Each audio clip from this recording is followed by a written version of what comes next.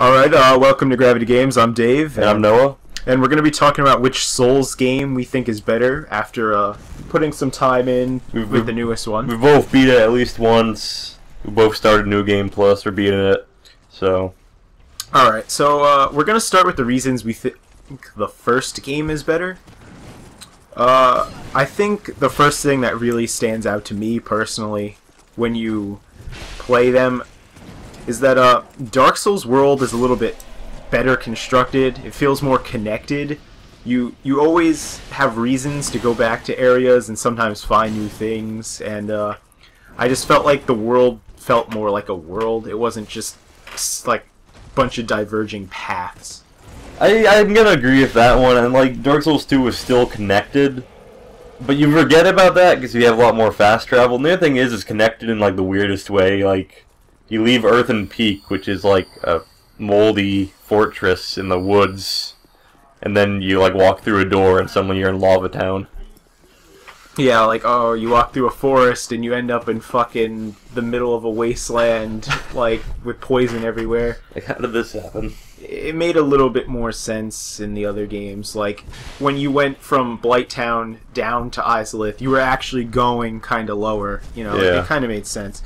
Another thing is, I think Dark Souls had a lot more, like, standout bosses. And, like, I don't know, not much really matched things like Gaping Dragon, which may have been easy, but it was still interesting compared to a lot of what we saw in Dark Souls 2. There weren't really any interesting monster-type bosses. Yeah, because in Dark Souls you had Gaping Dragon, Sif. And if you count the DLC, you had, like, Manus and Calamite. Yeah, and Ornstein and Smo, so... And, you know, they're iconic at this point. And, I guess you could argue some people may or may not like Four Kings, but it was a challenging boss, depending on your build. Yeah. The multiplayer in the first game was just set up in a much better way. Like, there's some things I want to like more about the Dark Souls 2, like being invaded at any time. I actually liked the idea, because I like it too, but it doesn't work. Well, that's because they took cracked or red eye orbs out, so... Yeah, once you run out of cracked orbs, you're fucked. You're not... There's, like, no way to get these again. I know those, like, flame lizards in, like... You know, the flame lizards, like, near, the Last Giant drop them, but no one wants to fight those. And you kill them so many times, and they stop respawning forever. Yeah, and then you use a bonfire aesthetic, and it only takes longer to kill them. Oh, and not only that, it'll carry over. So if you ever want to do New Game Plus and go through that area, it's going to be New Game Plus 2, technically. So yeah. I don't recommend doing that. I liked the stats in Dark Souls better. I don't care for equipment load being its own stat. I think that just makes builds have to be more split. Like, I remember the PvP cap was like level 120 in the first game. Now it's like 150, because now you have to pour your stats into all these like kind of stupid skills. Yeah, I mean, I'm kind of neutral on that one. I haven't found something that like offends me quite as much as in any of the stats, but that's also because I like to go strength builds, so I can kind of be a little brain dead about it. This is my personal opinion. I don't like Majula. I think it's counterintuitive. I think if you want to level up, you should just be able to do whatever you want. I liked firelink better because you knew where the NPCs who you needed to buy stuff from were. Well, most of them anyways, which is one thing better about Majula. The blacksmith's there. You don't have to go fucking all over the place. Yeah. But I liked that because, I mean, I like firelink because you didn't really have to go there. I like Majula, but this is coming from playing Demon Souls, and you kind of get this, like, you see it getting a little more populated as you've progressed in the game. It's, you know, it's just kind of a feel-good thing. You have a reason to go back there, you know. Another thing, I don't know if he feels this way, I think, while Dark Souls 2 had a lot more area variety, I think Dark Souls 1 had a lot more standout areas. Because I really enjoyed areas like Painted World and Sense Fortress, and I personally think Duke's Archives is a lot better than its, I guess, little brother Aldea's Keep. I really liked that area, and I kind of did like the Crystal Cave afterwards. I got a mixed opinion on that one because one of my big problems with Dark Souls 1 was there's like I just think of like Tomb of Giants and Lost Izalith and fucking New Londo, and I'm like, I don't want to play these again. And then in Dark Souls 2, I'm pretty much on my third technical run in a sense, and there hasn't been an area that I'm like, oh god, I have to go there again. You know, like. Well, I don't know. I don't think Tomb of the Giants is any worse than like Black Gulch, to be honest. You might be right. I mean, if it's not like any of us ever just got the Sunlight Maggot or the Torch and went into Tomb of Giants and was like, oh, this is easy. Because it really is game-changing when you do that. It's not so bad. But I do agree with Lost Izalith. It's like not even hard. It's just I don't want to go here. It's a fucking eyesore, and the boss sucks. Yeah. But you have to go there and bang it out. You're like, oh boy, here we go. I mean, all the areas before it aren't too bad. It's just once you actually get to the city or whatever you want to call it, it was kind of shit. Yeah. Let's go to what we like about Dark Souls 2 more. There was more enemy variety. Yeah, this is a big thing for me. Like, this fighting the general mobs was more fun. Yeah, there was a lot more enemy types. My personal opinion, I think it had a better overall art direction in pretty much all aspects. I don't disagree or agree, really. I think both games had their high points. I do like how some areas look a lot in Dark Souls 2, like the whole anything near the ocean. That was pretty cool, like seeing Majula for the first time and stuff. Or being in the Tower of Flame, that looked really cool. I mean, it was a short area. I can kind of compare that to Anne Orlando, which I think was a little better than Tower of Flame. Yeah. And, you know, the other game had standout areas too. Like, there was really no snowy areas like Painted World in Dark Souls 2. There was a lot of foresty areas, like Shaded Woods and Shaded Ruins and Huntsman's Copse. Yeah, and forest. There was a lot of forest areas, which...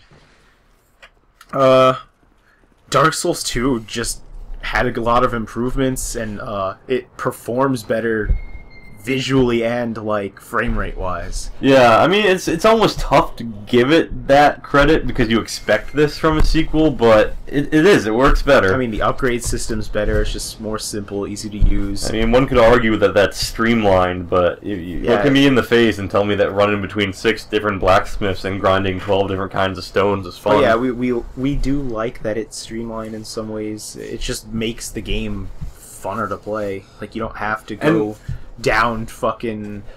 What was that place called? The one with the skeletons who come back. The catacombs. You have to go down the catacombs just to make a fire weapon. Yeah, it makes building, like, making a theme to build a lot simpler. And you can get a little more to the point. Like, the only problem with it was, like, to get those infusions, it was so late in the game. You had to get all the way to Iron Keep, which you'd probably have, like, 1 or 2 of the Lord Souls by then. So that's pretty... I'd say that's pretty deep in the game, depending on which path you took. Yeah. Dark Souls 2 had less... While the bosses weren't necessarily better, there was less gimmick bosses, like Bed of Chaos and Ceaseless Discharge. And, what else was there? We had one. What was it? It was, shit. Is that one more fucking gimmick boss that I can't remember? Must be that forgettable. It's something fucking forgettable. Let's just skip it for now. Yeah. It'll hit me later. Although I personally think Executioner's Chariot's a pretty gimmicky boss, but it was a fun gimmick. I'm gonna call it a half gimmick. It's a half gimmick.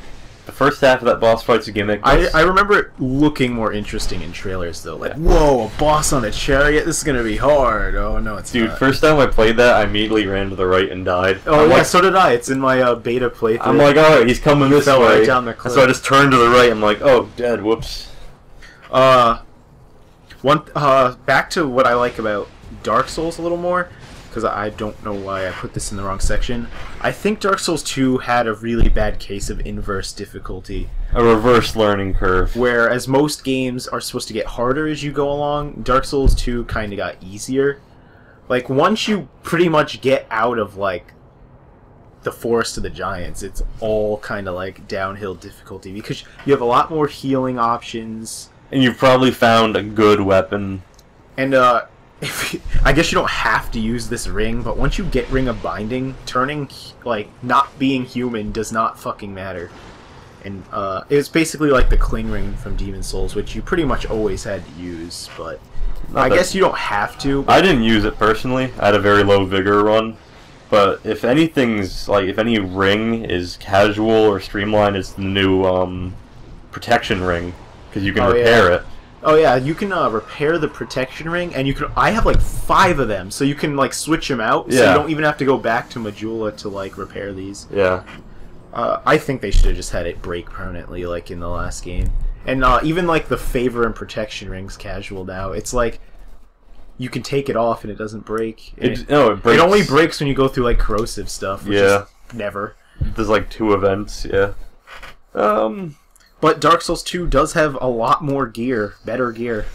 And including the stuff from Dark Souls. So you pretty much add all the stuff from the last game to all the new stuff in this game, and you get a bunch of more interesting gear and weapons and even like, you know, like even if it's not good stat-wise, this is a game where you can make a build for fun and probably succeed. Like you want to use an armor you think is cool, you can, you know. And you can upgrade the shit out of it and make it actually viable. Yeah. Dark Souls 2 did, with that being said, Dark Souls 2 did have a lot of recycled assets, including bosses, gear, and maybe even areas if you look at them enough. Like, not that Dark Souls 1 didn't have recycled, but it recycled from its own game. And it's tough to say which one did a worse case of it, because I mean, Dark Souls 1 had the same boss 3 times, more or less. Yeah, fire sage. And then you also had an area just completely filled with Taurus and Capra demons, all recycled. It's not a... But Dark Souls 2 is not completely not guilty of this, considering you fight Dragon Rider twice. And you find Flexile Sentry outside of the boss area. Yeah. I mean, at least he wasn't like some random common foe, but he was still out there, and he was even easier. Yeah. You do fight Pursuer twice, technically. Up to 3 times on New Game, I hear. Oh yeah, you find him, there's 4 times. You find him, 2 of him, in Drangleic Castle in that room that was like pointless before, yeah. Kinda questionable there, so I guess neither game is really getting off on that. Yeah. But Dark Souls 2 recycled from the last game. I mean, you spoiler alert, you literally fight Ornstein again, except now he has dark magic. But he's got the same moveset. Same fight. And Belfry Gargoyles, same thing. Except now there's like 6 of them, which actually makes it kind of intense. I like it more in this game, personally. Yeah. I went there when I was over-leveled, not like on purpose. I was just exploring again, and I went and found them at like level 100 and killed them each in 2 hits. I'm like, oh, nice. It has a way... Dark Souls 2 is a lot better New Game Plus. Definitely. Like, the best way to put it is, I started New Game Plus in Dark Souls 2, and immediately you see 3 enemies that you have never seen before. It doesn't just go, okay, guys are harder to kill, you take more damage.